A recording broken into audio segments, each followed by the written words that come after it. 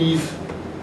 Well, trees, okay, we know trees do live, but in any case, animism did this kind of thing.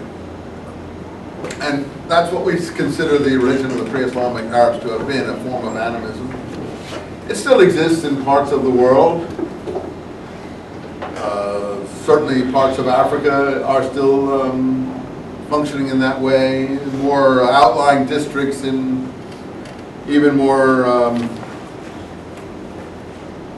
sophisticated, if you want to use that word, civilizations or cultures. Sure, outlying districts in Southeast Asia, India. India is still very much moved by that. Indonesia, Central America, even in your own home, you might find people who have these things of spirit world, attributing spirits to natural objects and so on. And that's, to some extent, what the shrine at the Kaaba originally was. Many ways to spell that, but I'll do this. This thing here is a rough breathing mark because Arabic, like Greek, but unlike English, has other vowels, other consonants rather, that we don't ordinarily think of in modern Western languages as being consonants. For instance, when you say animal, the Semitic speaker would say there's a click there that starts the It is an actual throat sound that you're making aside from the vowel. It's a click or something in the throat.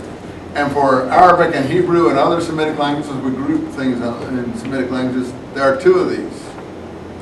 There's a rough, and Greek too, rough breathing sound and smooth breathing sound, they call it. It's hard to often distinguish between the two, but often we really only note in writing the rough breathing sound, but sometimes we will write the smooth breathing sound, like, I don't know if I can get this one right, but I'll try.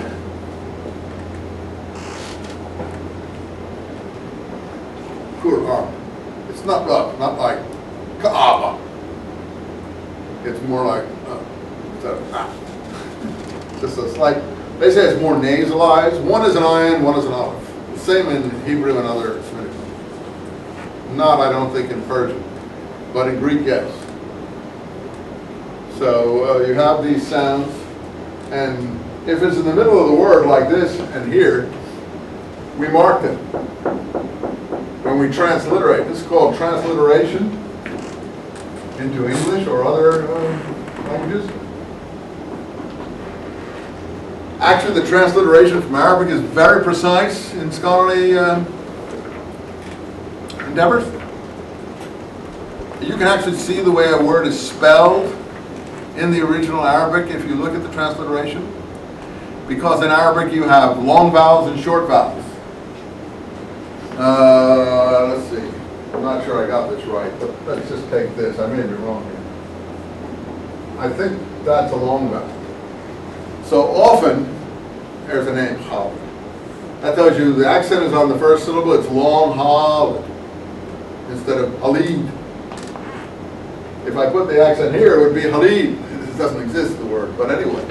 So these marks you see in the books that you might look at, they tell you how to pronounce the word. There shouldn't be any problem because, in fact, it's very clear from the marks how to pronounce the word even in English. Now, if you don't know what the marks mean, it looks like gobbledygook to you. But if you know what the marks mean, I think in this older text he puts a circumflex, sort of a little upside down arrow. But in more modern text, they just put a line over the long vowels. You have 3 vowels in Arabic,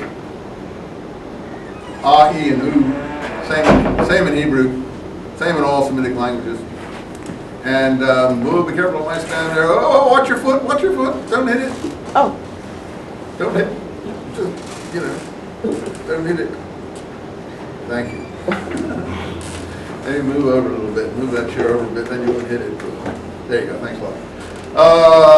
Yeah, when you come in late and there's that thing, just watch out so you don't go kick us on. I'll have to set it all up again. It's functioning. So you have 3 vowel sounds in Arabic, I, E, and U. And the bar over all of them makes them a long one, instead of an A and A, instead of an I and E, instead of an and U. And that's what the long, that's what the mark means. And then these other marks, a comma one way and a backward comma the other way, tells you if it's a rough or smooth breathing zone. So Kaaba is rough. Any questions about that? Yeah, see, this is pretty academic. It's nothing to do with whether you believe or something or not. This is just straight Western academic or even Eastern academic presentation of things you should or might want to know about Islam or the Middle East generally. Going into the Marine Corps or something like that, since most of your activity these days seems to be functioning about that part of the world, you could probably really benefit from a course like this and increase your cultural sensitivity, even if you're going to the Army or the Navy or something like that. In fact, I think this is the kind of course everyone going into these services should take, so they understand the world in which they are